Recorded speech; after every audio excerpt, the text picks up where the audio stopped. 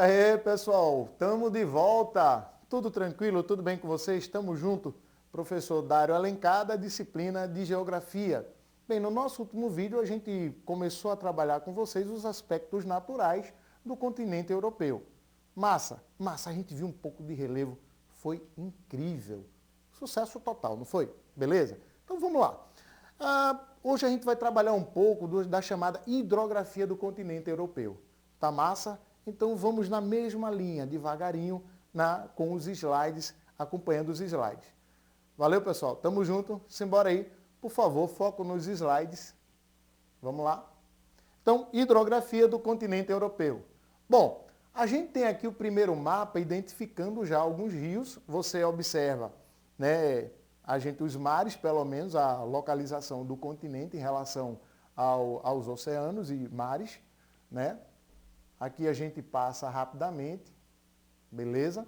Só para reforçar a imagem do continente europeu, no sentido dos mapas. E aqui a gente começa, né, a identificar o que a gente tem um pouco das chamadas ilhas, que a gente trabalhou um pouco na aula anterior. Beleza? Então tá aqui, tudo isso aqui foi o finalzinho da nossa aula, que a gente passou um pouco correndo com vocês. Tá massa? Então visualizar novamente isso aí. Beleza? Tamo junto, vamos embora.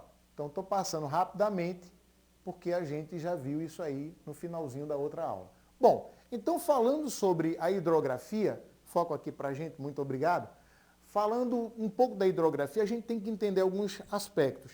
Primeiro, os rios eles podem ser rios de planalto ou rios de planície. Se essas duas condições, elas na verdade facilitam o uso desses rios em algumas atividades humanas. Vamos lá.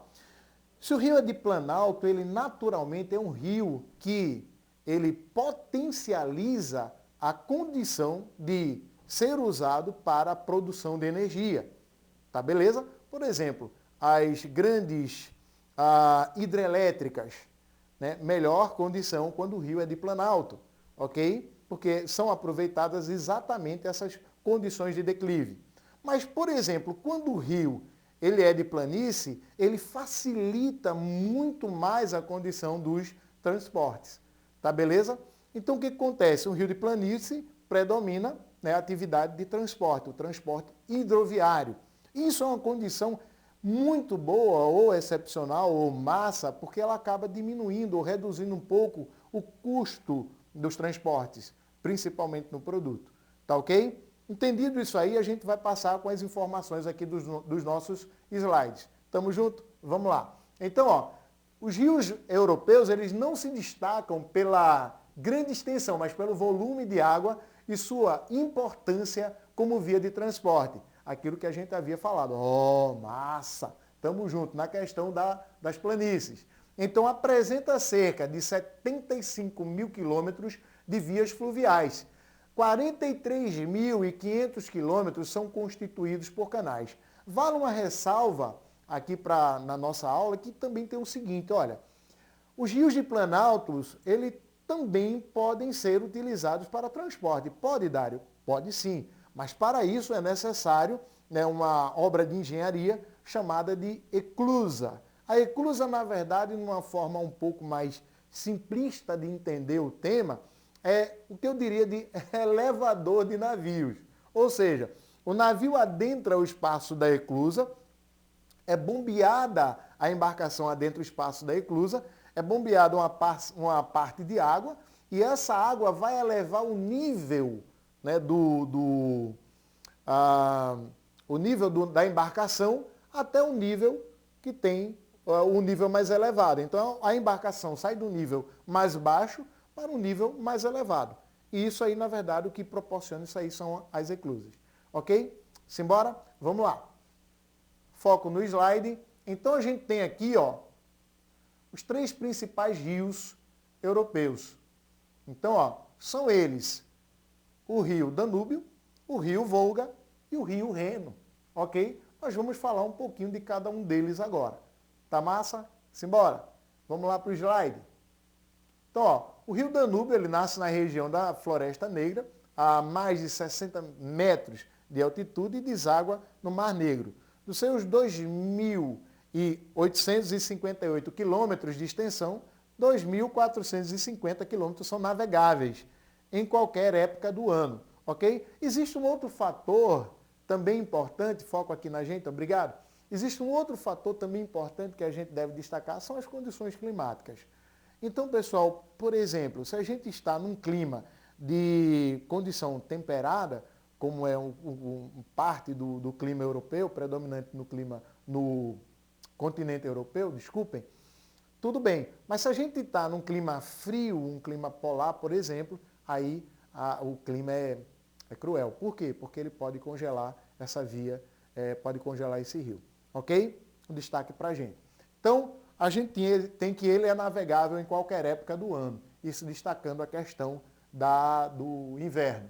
Então, é o rio que atravessa o maior número de países europeus e serve de limite entre alguns deles, como a Alemanha, Áustria, Eslováquia, Hungria, Croácia, Sérvia, Montenegro, Bulgária, Romênia e Ucrânia. O rio Danúbio se comunica com o rio Reno através do canal de Ludwig e do rio Meno. E também, né, é uma importante via de ligação entre a parte ocidental e a parte oriental da Europa. Massa, vamos embora, vamos passar para o próximo rio. Então é o chamado rio Volga. O rio Volga nasce no Planalto de Valdai, corre pela planície russa e desemboca no Mar Cáspio.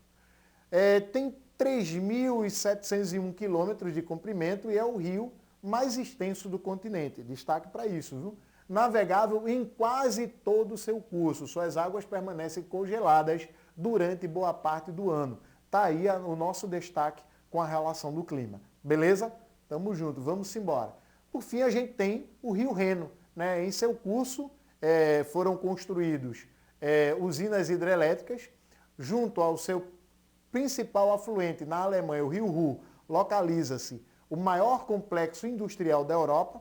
Observem a relação, né, entre atividades econômicas, observe essa relação entre atividades econômicas e, por exemplo, a questão do rio. Então, observe tanto para a produção de energia, quanto também para fazer o quê? Escoamento da produção industrial. Tá massa? Tamo junto?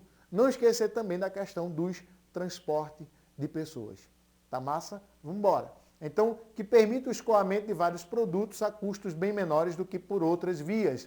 É navegável da Basileia até o Mar do Norte, liga a parte central da Europa aos Países Baixos e tem 1.350 quilômetros de extensão, nascendo nos Alpes suíços, separa a Alemanha da França, passa pelos Países Baixos e desemboca no Mar do Norte. Ok?